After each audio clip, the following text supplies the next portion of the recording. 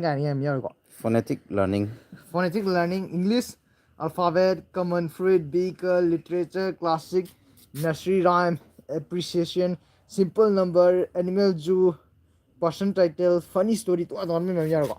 Angang yam kana ni ko si pose. Adu yeng si. Sta battery ha po ni ko. Adu kam nai gidu lakki si pose. Okay. Sega, hang tu on tau si ko.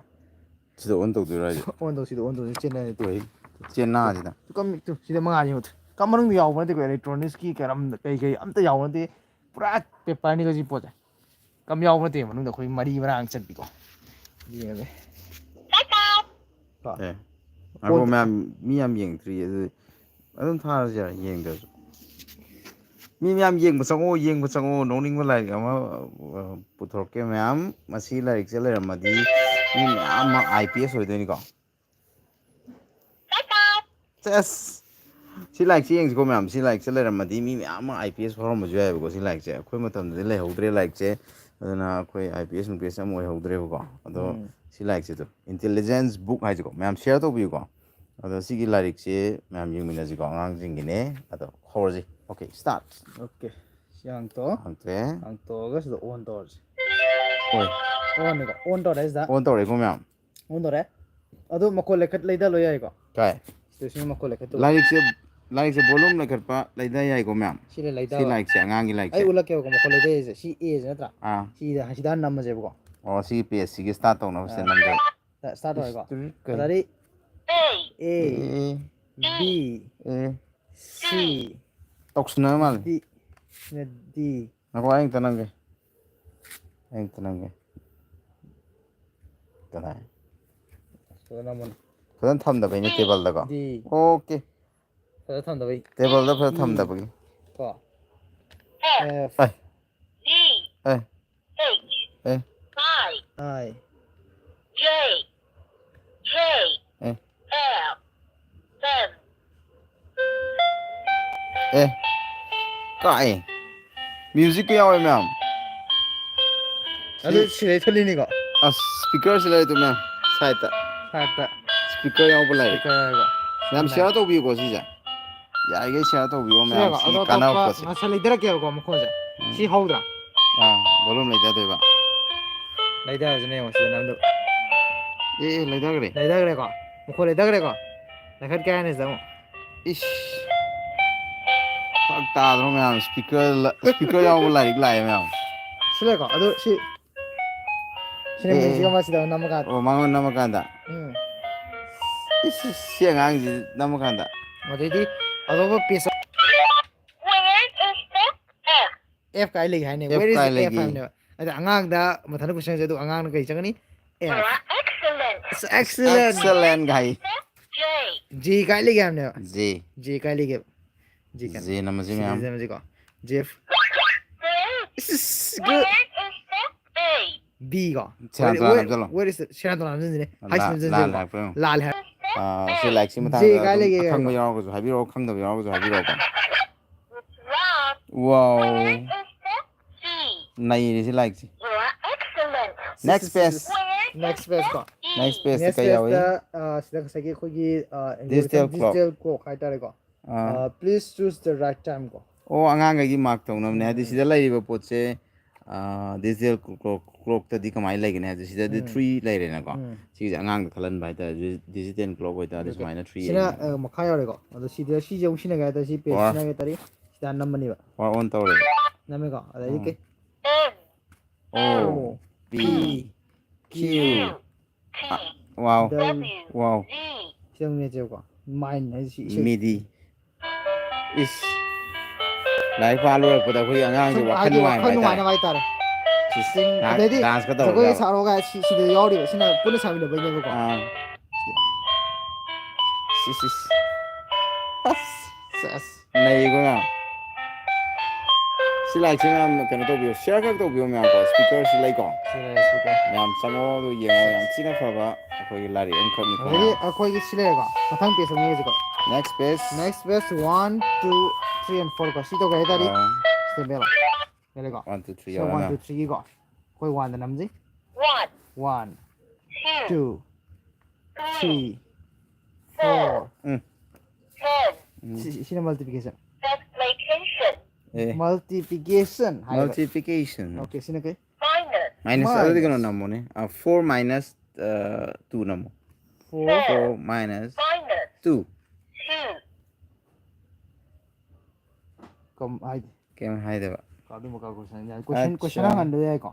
Ay nga question where is the plus? 1 kay lagi. Wrong. Where is the plus? Plus plus ಹಾಯ್ವನೆ kay plus sila jidi oh plus kay lagi. You are excellent. Wow. X Where is the 6?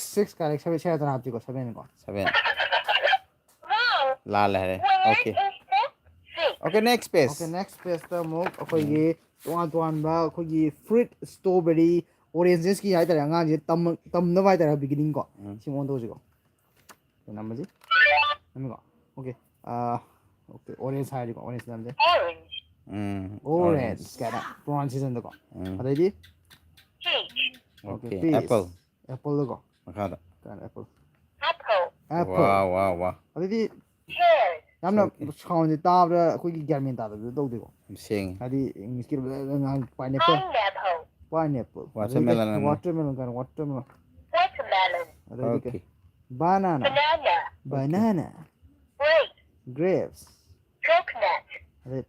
lemon, mango, okay next page next page ko next page ta sin mam yaw la ngang gi sum ko sa mathang na animals ko animals ki yaw la ngang ko adu si tam share to bi ko si jong nam ji ko live se share khar to bi yo name angang sing namaga jaraga ko yeng ji ko okay azik lairik se lai angang dem kana ne tar cake, makhong a thei ji ade angang mobile paining baji mobile pai baji kana ko kana bude do magi chang do ka hela gadi kana de ka de lairik lom do su kitang onthok pa ya ga ta de sum ba like pa hala gadi angang interesting lai ani ko natra like pani am do angang do pa ne do ko monkey dong tena muni ne ki ko makhong thole ma ji monkey, monkey Okay. hai da monkey ji ma khata monkey hai ga to ko monkey ko ai khong ge do ai de kai ko lion lion, elephant elephant, khong e yen yen khong lo yen yen ni ko yen ni jing ko cock,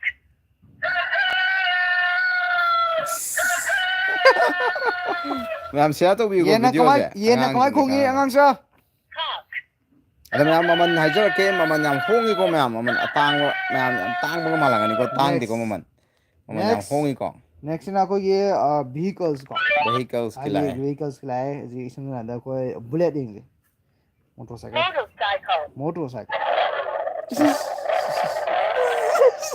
okay how le ba motorcycle ade police car police car, police car ko sila da ade ambulance ko ambulance, ambulance ade helicopter helicopter,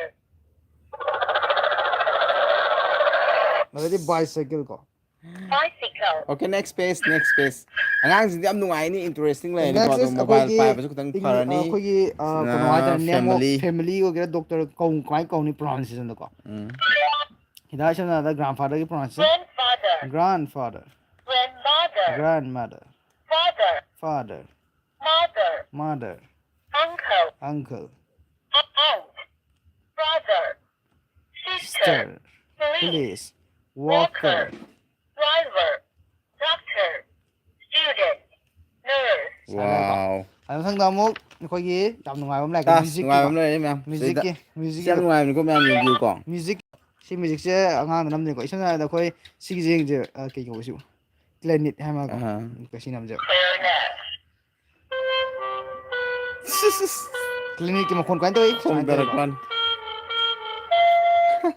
adai akogi drum do ko drum, drum adai guitar ga to guitar do guitar, guitar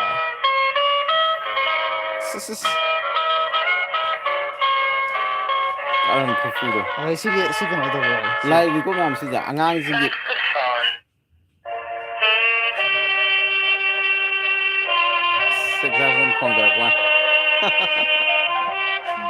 này đấy piano piano,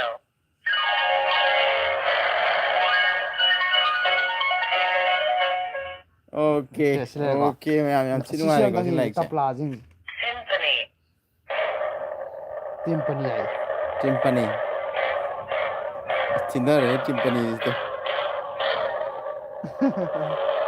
Next page ko. Okay, next page mayam angang gi akogi yam interesting lai gada ba ko. storytelling ko. Storytelling ni ko. Angang gi wari libi do ne ba like china. Wari di ne ko. Ki ko. Isna is the wari amne. Audio tholok to ne. A sick day adadi night adadi to da wari ne the abcd song yeng je ko si. Angan khang da ko.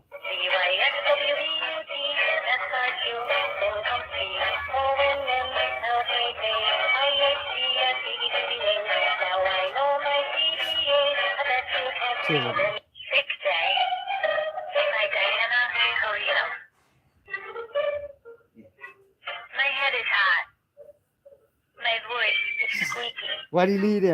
Wari My li. body hurts. Ai body hurt My ai ne. nose is leaking. I think my dad has something too. Story lo yaw ko Story ma'am ko. si. Ado matang last way na. I think Last page ma'am, last page. Rhymes ko. Last day is now sing rhymes ko. Rhymes day is now sing ko ngi sai angang yam pang da ko gi season no nizal to sai ko ma ni ko. London bisi to di ko. Falling down. Wow.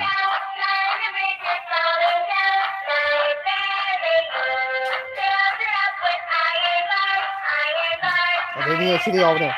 Ko gi jingle bells. Copyright lah kena. Misi ni da to. Misi. Okay ma'am. Off to ge kena semua tu betul. Semua tu ni ko ma'am. Bye bye. Hai mut ko. Okay, sila Sila sini ko ma'am. Intelligence book ko. Sila ko. Okay, sila Si price hai jara mo ma'am. Okay, price na sunod tagi rupees only rupees 300 lupa chong ngak ni ko si only rupees 300 kak thai jinang si ang song yang ang da yam kana ga da ba gui intelligence book ni 5 sai ta pa adu sila kitang phajun da ko mai ai pa ga sai pa ko intelligence book price sunod tagi lupa chong ngak ni song yang ang da kana ga da ba koi lai ko te ko story si poje Only rupees 300. only rupees 300 kak ni si poje Okay. anga ye te poti wari ko Angang gi dia item tu. anga item koi ki si bottle lai ko only rupees 150 kak ni ko 150 kak Mari da 150 kak tara phangani ma chu tunga to ko la ngani de flask ma pa magana koi si spiderman ni je ko angang ni ko si angang da ngai gi koi thakpon ngai na ba Asaba room ba hape ba. yai ko ma sa haidan da na ba si price only rupees 300 Room ba ko zum hape ko. 300 kak tane ade angang wash lai ko angang gi si wash jong si je Amazon da lupa chani jong pi ne ko pate ko so sunga sin pin sai le na ade spiderman ya wa ade sin spiderman ya jong spiderman na udra jana sin price sunga tegi only rupees 100 kak te ko phang ko school 100. only rupees 100 lai Okay, only rupees 100. angang to to ka pass Wah, set dong ngam lai ko ngang itu. Ngang set, kampas set. Ada gidi kampas fasa yam lai ko ngang gi. Sam lai ngang singi kui like kamari lai na bang tani ko. Ngang gi na sana bon toy gum am tana ti. Si toy ja pen man ba du ga ngang like pa han na ba like pa da sina bang tan. Car ga mal ga ko car di oi da bai ta car di man ba. Sana poti man ba. Aduga manung dana kampas oi ba moi gi ke yaw hap sa ba ya bai ta ne ko. Aduh masih school na car thok sana lem na phak ta ne. Ada ko gi dum to phasa nupi msa gi nupa msa gi loi lai ko. Phasa kampas sa ta aduga magic water book kai lai ko angang jing na ko lai gu ma yek sana ba am nungai ba dum ba kano su lai aduga sina mo practical book che mane sank magic practice की book से सही अहम plus की निको सिना सिदा math याव रे के या लो या सेट से लाइरिक मरी चले रुगा सिजे लुपा चाम के कतने कंपास लुपा चाम दगे होर लुपा चनी बाउ दंग ने लई जिको माइना अंगांग जिगी सिगी पेंसिल सेट के लोई लई रे अदुगा अंगांग गी इसिंग थकपगी पुनबा स्कूल द कइदा अंगांग इसिंग पुनबा पिको बोतल मचा फजबा मरी के लो यावबा सि लई रे दगिदी अंगांग गी इसिंग अरुम्बा हापी गे जो असाबा हापया बा तो फ्लाक्स लई रे को सुमा फ्लाक्स लई रे अदगा फ्रीज बोतल लाई फ्रीज त कइदा इसिंग थमनिंग बा लायगा जो रुपा यांखै केदा पिगा ओनली रुपीस 50 अंगांगी बोतल जिंग सिदा लाई को मैम अंगांगी बोतल फजब लाई बने तो सिदा यंग नाइफ सेट लाई रे अदगा डेकोरेटिव आइटम द मैम सि लाई सि फजब नि सि लेम से खिन बयाम फजब नि को अथना दुम सुमाइना nga बेनि लाइट सि फजद्र मैम सि फजब जि को मैम सि नाइफ सेट लाई को मैम नाइफ सेट ओके सिलोई लई सिलोई फजाबनीको थालकान्दा सुमाइ तौदोनिको मैदा थालकान्दा सुमाइने याम फजना मंगान थोकनेबको सुमाइने याम फजा कोइदिन लंच बॉक्स लाइको मैम अंगांगी लंच बॉक्स मखल अनि लई सिगिसे 500 पीबा म लई 400 पीबा म लई अदु इचम चम नॉर्मल अखोगी लंच बॉक्स अमसु लईको अखोगी इचम चमबा अहन्नसु दुम सिनेयाबा सिगी लंच बॉक्स सिसु लई price the affordable price ngaktani ko sigi achouba angang gi lupa chonga pibani sika pikpa 400 pibani aduga sijina 300 la 200 la dumai pibani ko icham chamba dina dumai na price loina affordable lo ngaktani ko ma'am aduga ngasi gi ona di live sim tang lo sinjarge item di am laikre makhan makhan am laikre ko ma'am du loi high la ga di ma'am su kuirane boring surane ko ngasi gi ona di live se patang sita loisinjarage